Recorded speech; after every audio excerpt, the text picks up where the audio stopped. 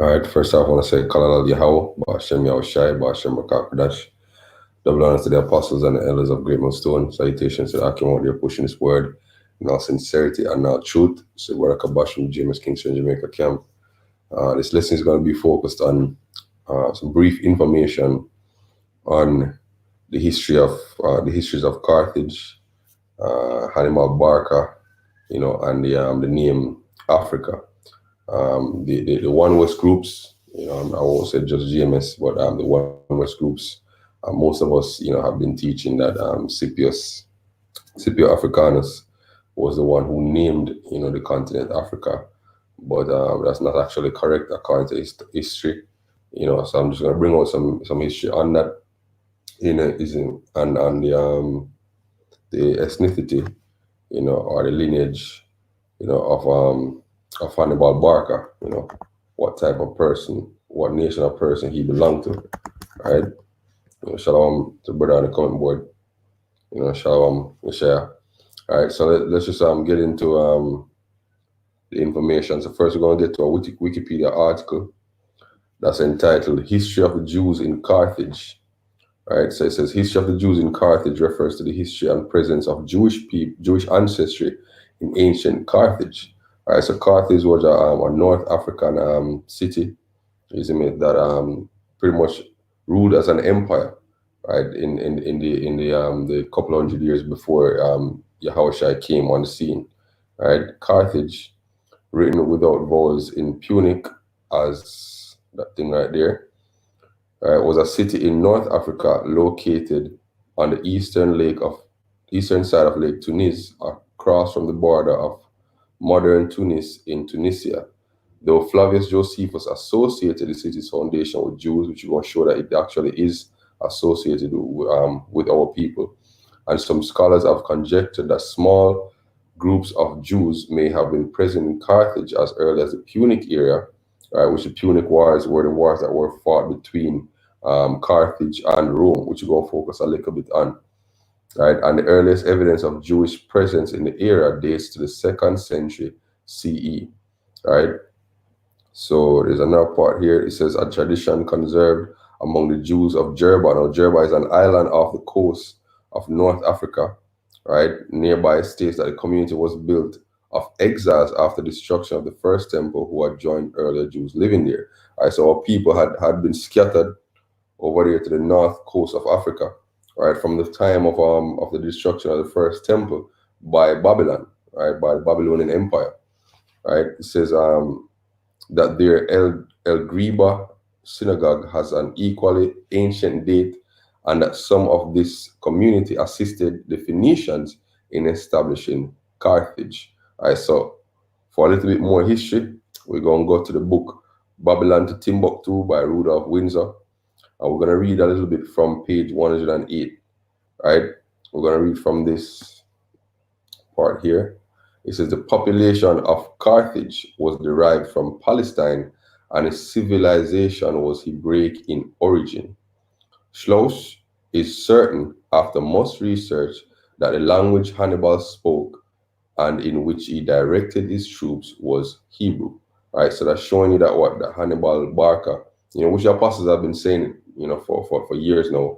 Hannibal Barca was actually a Hebrew Israelite. Many of the Carthaginians were actually Israelites, right? It says there's evidence that the Carthaginians possessed a high priesthood and their ceremonies and sacrifices were similar to the rituals found in the book of Leviticus, right? According to some inscriptions, the Hebrew tribes of Asher and Zebulun were in Carthage from the foundation of the city. At the ruins of Carthage were excavated many inscriptions containing many Hebrew names such as Joab, Joas, and Joel. Right? So it says the city of Tunis is said to be neither Arab nor European. Tunis is a Jewish city. Nowhere else does a Jew feel at home as he does in Tunis. Schloss says so beautifully, and indeed Tunis, the narrator of Hebrew Carthage, is the eternal city of the Jews. For like the phoenix, the Jews have risen again and again out of the ashes of their destruction. After the sacking of Carthage, the Jews were found again in Carthage under Roman domination After the Byzantine persecutions, they fled into the desert, and even under persecution of the Arabs, right, the Jews somehow managed to survive catastrophe after catastrophe, right? So this proves that our people has a history over there in North Africa, and that the majority of the Carthaginians were actually Israelites. You know, we founded the city, and Hannibal Barca spoke and directed his troops in Hebrew, right? So he was a Hebrew Israelite, right?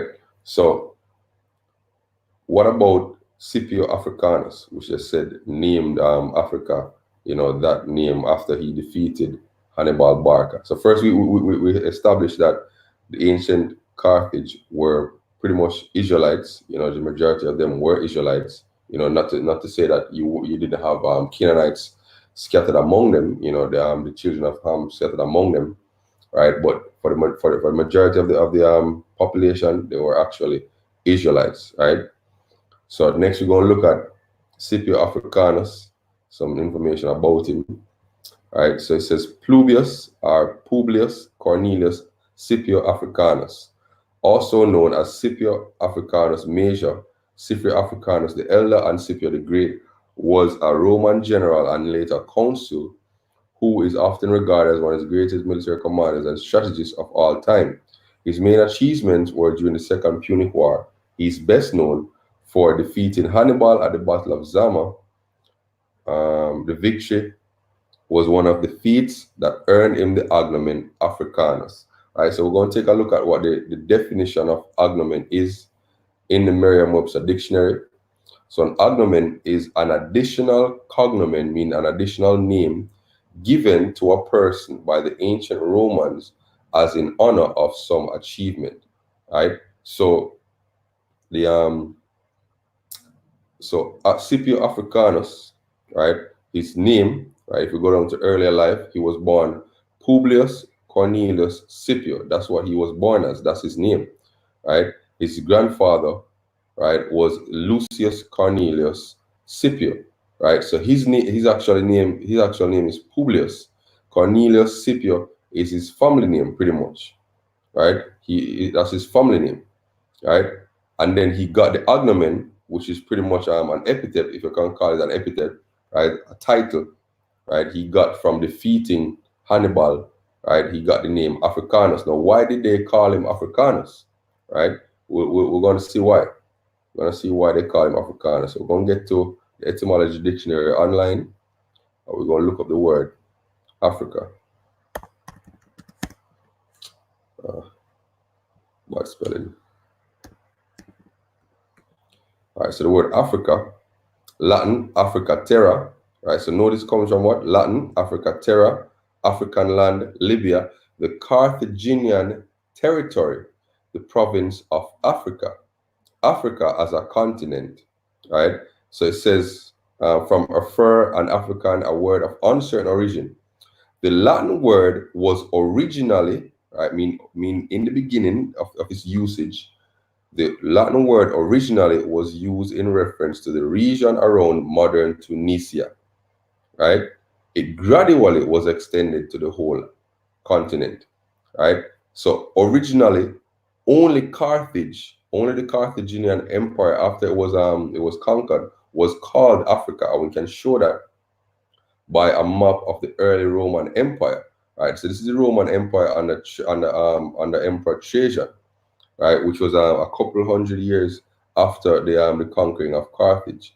It was called what? So all of this here in North Africa was called, in northern what we call Africa, right, which is the Carthaginian Empire. That's what was called Africa, right? And then beside it was Mauritania, and then down to the east was called Egypt, and then Judea, right? So if you look at a map before that, you see that this is called what? This is called Carthage. Let me see if I can get a better looking map. Right? Yeah, the same area first was called Carthage, right? Or the Carthaginian Empire, right? So this is Rome before it pretty much took over the entire earth, right? Well, the entire known world at the time. So Rome was just on the Italian peninsula right there, right? So it says Western Mediterranean 264 BC, right? So that's pretty much the year I believe that's the year when the first Punic War was fought. So that's before Rome rose as a major superpower. If you notice, the Carthaginian Empire, right, stretched all the way to all of North Africa, right, some part of southern Spain, right, and some other islands over there in the Mediterranean Sea, right. But after the Roman Empire grew, right, to its maximum strength, which is around this time 116 AD, if you notice, a part of North Africa that was Carthage, right, was called Africa, right? Egypt wasn't even a part of Africa in the beginning when they started to label the so-called continent. Egypt was labeled a part of the Middle East, right? It was later when the empire started to spread some more, especially under the Byzantine Empire. They expanded the name Africa down to different regions in the continent, yo. But originally, the only place that was called Africa was that northern part of Africa, of the continent, where Carthage was, where our people dwelt majority. The majority of our people were dwelling there, yo, right? So that means that technically, if you want to look at it that way, right, the first people who were called Africans were actually Israelites, right? Because the Carthaginians were Hebrews, right, for the most part, right? The entire continent was not called Africa, yo, right? It was afterward that the name was expanded to include all the other places on the continent, right? And the point also I want to reiterate is that Scipio Africanus was named based on that region, right, that he conquered, not based on the continent. So Scipio Africanus, one, did not name the continent, two, was not named after the continent, but was actually named after that region in the north part of the continent that was called Africa by the early Roman Empire, right? It was called Africa by the early Roman Empire, but that was actually the Carthaginian Empire, right? Again, let's look at the map, right? Egypt wasn't even considered a part of Africa by the early Roman Empire, right? So that's the gist of what I want to bring out.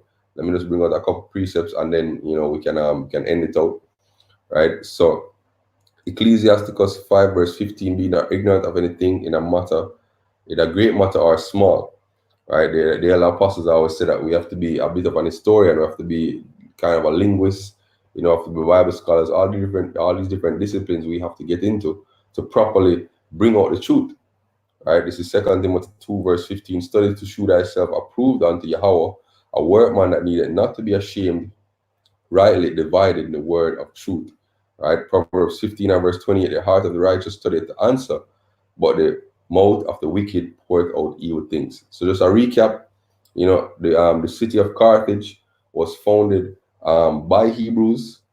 Hannibal Barca was a Hebrew Israelite, right? And Carthage, when it was conquered by the Romans, was called Africa. The Carthaginian Empire was called Africa, right? And then Scipio was given the agnomen Africanus after he conquered the Carthaginian Empire in 202 BC, right? So it's not the other way around. So hopefully this was edifying. Forgive me the spirit to this lesson, right? Shalom Akim.